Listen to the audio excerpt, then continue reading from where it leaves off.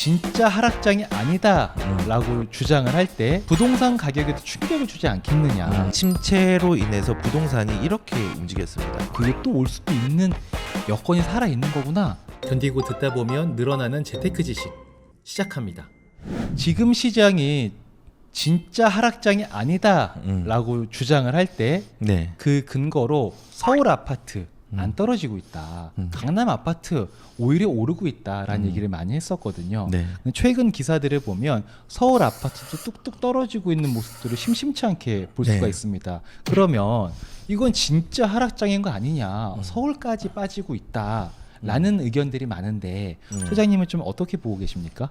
그거 아세요? 아직까지도 대형 평수와 네. 상급지는 신고가가 나오고 있습니다. 근데 이게 나오면 안 되거든요. 대세 하락장이라면. 네.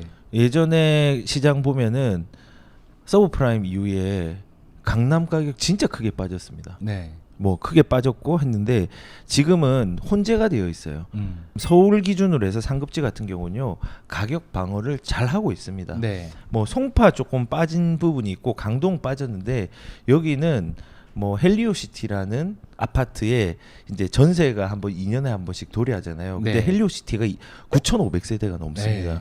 그렇기 때문에 그런 부분 플러스 아까 말했던 성남에 8,000세대 이상이 나오는 물량들이 결합이 되어서 네. 이제 이게 조금은 물량적인 부분으로 영향을 미치는 부분이 있지만은 그 외에는 강남이든 서초든 하락 방어는 되게 잘하고 있습니다. 네. 지금 하락이라고 하는데 그리고 신고가가 아직까지 나오고 있다는 게 네. 너무 신기해요. 맞아요. 그리고 제가 8월 달 기준으로 직거래에 대한 거를 보니까 직거래가 30%가 넘습니다. 그거 되게 큰 거예요. 보통 우리가 저가의 실거래 찍힌 거 보면 대부분 네. 직거래잖아요. 그렇죠. 네. 그리고 증여성 거래가 있고 그리고 실제로 이제 공포심이 있는 사람들은 실제로 가격을 낮춰 가지고 정상적인 거래를 한 사람도 분명히 있는데요. 네. 이제 문제가 뭐냐면은 하락이 일어나고 있는 지역들이 상승의 움직임보다는 더 많은 건 사실입니다. 그렇죠. 근데 제가 말하는 거는 이게 대세 하락으로 오래 갈 것인가 아니면은 이게 지금의 조정이 있은 이후에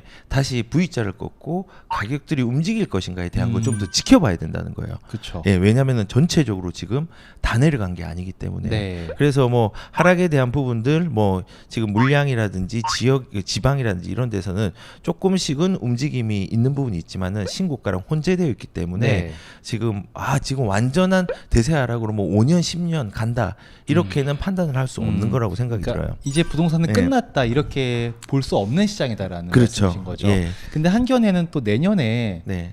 경기 침체가 온다라고 네. 다들 얘기를 하거든요. 네, 근데 네. 우리가 경기 침체만 가장 먼저 떠오르는 게 외환위기 IMF 네. 때였거든요. 네. 그때 아파트 가격 평균 20-30%씩 다 빠졌지 않습니까? 30%씩 빠졌죠. 네, 평균이 그랬다는 얘기는 뭐 지역에 따라서는 뭐 50% 가까이 빠진 네. 곳들도 있을 테니까. 네. 그러면 내년에 경기 침체가 진짜로 오게 되면 이게 세게 올지 작게 올지는 모르겠으나 네. 만약에 이렇게 경기 침체라는 게 와서 네. 부동산 가격에도 충격을 주지 않겠느냐, 금리가 이렇게 올라가는데 이게 버티겠느냐 라는 또 의견도 많이 있거든요. 그건 좀 어떻게 보세요? 미국의 재무부 장관이 제닛 예런이잖아요. 네. 그리고 페드의 의장이 파월. 이제 파월이잖아요. 네. 파월이 공포스럽게 말하지 않나요? 아, 무서워요. 예, 네. 이제 진짜 큰일 났다. 고통을 수반되더라도 예. 고통이 수반되더라도 이렇게 예, 얘기하더라고요. 고통이 수반되더라도 네. 물가를 잡는 게 우선이 될 수 있는 뉘앙스로 네. 금리에 대한 것들, 뭐 경기 침체에 대한 우려들을 분명히 얘기를 했지만요. 저는 이게 예전에 제닛 예런이라든지 두 분이서 구두로 시장을 잡은 적이 있어요. 두 분의 권한들이 다 다르거든요. 네, 네. 완전히 독립된 공간이에요. 근데 서로가 할 수 없는 것들에 대해서 구두로 언급한 적들이 있어요. 조금 누르기 위해서. 네. 저는 뭐 이게 내년에 침체가 된다 안 된다 전 모릅니다. 모르기 때문에 그런 부분들이 있었던 사례는 있다라는 것만 우선 말씀을 드리고 네. 두 번째는 설령 만약에 온다고 하더라도 지금까지 침체로 인해서 부동산이 이렇게 움직였습니다. IMF와 서브프라임은요 1년 안에 다시 다 회복했습니다. 첫 번째 빠졌었다 하더라도 빠졌다고 하더라도 다시 다 회복합니다. 그리고 오랜 3년 4년 이상을 조정을 이루었던 건요 물량이었습니다. 예를 들어서 90년대 초에 200만 호 건설할 때 네. 신도시로 긴 시간 안정화를 해왔습니다. 공급 물량이 많았던 그렇죠. 때들. 그리고 이명박 정부에서 2008년도에 보금자리 주택이라든지 수도권에 물량을 쏟아냈을 때 네. 그때부터 물량을 8년도에 얘기를 하고 2012년도에 진짜 물량을 냈어요. 네. 그때 안정화됐습니다. 음. 네, 그런 것처럼 근데 거꾸로 물량이 부족했던 지방은 그 시기에 엄청 올랐어요. 그래서 우선은 이제 만약에 뭐 진짜 경제적 위기가 온다고 하더라도 그거에 대해서는 저는 서브프라임급에 대한 만큼은 아니라고 생각이 들고 온다고 하더라도 부동산은 다시 회복하는 속도는 네. 굉장히 빠르게 대응을 한다라는 부분이고 그걸 길게 가려고 하면은 정말로 문제가 공급이 많아져야지 장기적인 하락이. 하락들이 좀 조정과 하락이 일어날 수 있는 부분이 있다는 것 제가 말씀을 좀 네. 드리고 싶습니다.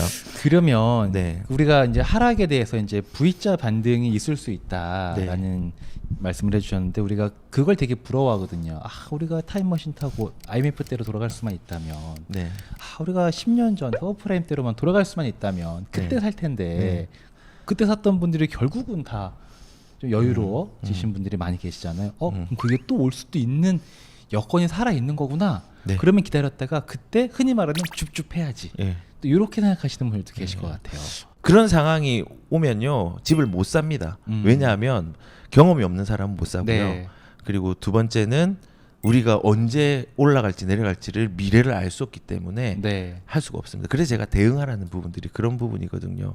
그래서 지금 저는 좀 그런 생각이 듭니다. 지금 집값이 떨어지고 경기 침체가 내년에 심하다라고 하는데 저는 이건 뇌피셜입니다. 네. 예상을 하기에는 금리는 내년에 둔화가 될 거라는 생각이 듭니다. 그리고 지금 매파와 비둘기파들이 서로가 막 어떨 때는 매파의 우위 의견이 있고 비둘기파의 우위 의견이 있고 막 네. 이렇잖아요. 그런데 이게 이제 2024년도에 페드 여러분도 한번 찾아보시면 페드 와치라는 게 있어요. 그 웹사이트에 가면은 이 매파와 비둘기파들의 의견들을 확인을 할 수 있어요. 그래서 내년까지 어느 정도 갈 것이냐. 저는 올해는 금리가 12월까지 계속 오를 거라 생각하지만요. 내년에는 4%대 이상으로는 올라가는 부분들이 좀 어렵다는 의견들이 우세하더라고요. 근데 좀 네. 더 지켜봐야 돼요. 완전 저 뇌피셜이기 때문에 방향성이 그렇게 좀 잡혀 있다는 부분, 페드에서는 말씀을 드리고 그런데 지금 이제 경기 상황들이 좀 바뀌면 어떻게 될지 모르겠지만 우선은 그런 뭐 끝까지 내수를 죽이거나 아니면은 미국에 있는 여러 가지 상황들을 무리해서까지 금리를 뭐 10% 20%까지 올리기는 불가능하고요. 금리가 급하게 오른 시점이 있는 반면에 그 급하게 오른 시점이 막 5년, 6년, 7년 이렇게 간 적은 단 한 번도 없습니다. 그래서 그렇게 대응하는 거지 제일 밑바닥을 찾으려고 하는 거는 불가능. 그 신뢰가 변동성이 큰 주식의 밑바닥이 어딘 줄 알아? 우리는 지하 이게 20층인 줄 알았는데 지하 60층까지 있는 거야. 그런 경우가 되게 많잖아요. 네. 그러니까 그거를 맞추려고 하지 말고 시장의 상황에 대응하려고 하는 게 더 필요하다는 생각이 듭니다. 저는 약간 이런 거 있잖아요. 이렇게 우리가 누구나 싸게 사고 싶은 욕구는 있죠. 그렇죠. 누가 비싸게 사고 싶겠습니까? 네. 다 마찬가지인 거고. 그렇죠. 근데 다 원하는데 안 돼. 그 안 된다는 걸 받아들이는 게 중요하지 않을까. 제가 받아들이는 제가 만났던 부자가 되신 분들 네. 뵈면은 가장 저점에만 사서 부자가 되신 분은 없었어요. 맞아요. 이때도 사고 저때도 사고 내 여건에 맞을 때 뭔가 의사결정을 확실히 하신 분들이 네. 시간이 지나서 네. 뭔가 이루신 거지 뭔가 시점을 잘 잡아서 네. 이루신 분은 없었거든요. 네. 아마 같은 말씀이시지 않을까 맞습니다. 싶습니다. 맞습니다. 네. 그래서 뭐 우선은 그 지금 서울 집값도 떨어지고 있다고 했는데 저는 오히려 방어를 잘하고 있다라는 생각이 들고 물론 이제 지금 도봉이라든지 노원이라든지 광진의 일부라든지 금천 정도 거기는 뭐 KB 시세로도 조금 가격의 둔화 양상들이 조금은 있습니다. 네. 있긴 하지만은 신고가가 나온다는 거는 대세 하락의 신고가가 나올 수가 없습니다. 예. 그리고 지금 미분양이 아직도 작다는 거. 그러니까 이런 거예요. 지금 서울에는 미분양이 4천에서 5천 정도 건이 나와야 되는데 그게 네. 일반적인 건인데 지금 590 근데 이것도 악성 악성. 미분양으로. 그리고 전국도 5만에서 한 6만 건 정도가 미분양이 나와야 되는데 대세하락에는 13만 건 정도 나왔거든요. 근데 지금은 한 2만 9천, 훨씬 예, 적네요. 3만 미만, 뭐 이런 식으로 나와 있어요. 그래서 이런 거예요. 거래가 적다는 거는 사람들이 관심이 없어서 거래가 적은 경우와 관심이 있는데 눌려진 경우가 있어요. 그거를 어떻게 판단이 미분양이에요. 관심이 없다면 미분양도 쌓여야 됩니다. 근데 관심이 있다면은 미분양이 어떻게 될까요? 점점 줄어들어야 되겠죠. 관심이 있는데 가격이 둔화된 시장이에요. 그 두 개의 결과를 왜 확신이 얘기할 수 있냐면요. 통계를 보면요. 정확하게 일치해요. 결과로. 수요층이 눌렸고 가격이 둔화된 그 그래프를 보면은 거래량과 그다음에 미분양에 대한 추이가 네. 가격의 양상하고 너무 비슷한 결과로 나타나고 있거든요. 그러니까는 우선은 저는 떨어지고 있다. 네. 이거에 집중하는 것도 좋지만은 그 이후에 대응할 수 있는 부분들 이런 과거의 자료라든지 네. 이런 걸 보고 조금 잘 대응하자. 그래서 네. 반복적으로 대응하라는 말씀을 좀 드리고 싶습니다. 네, 좋습니다. 네.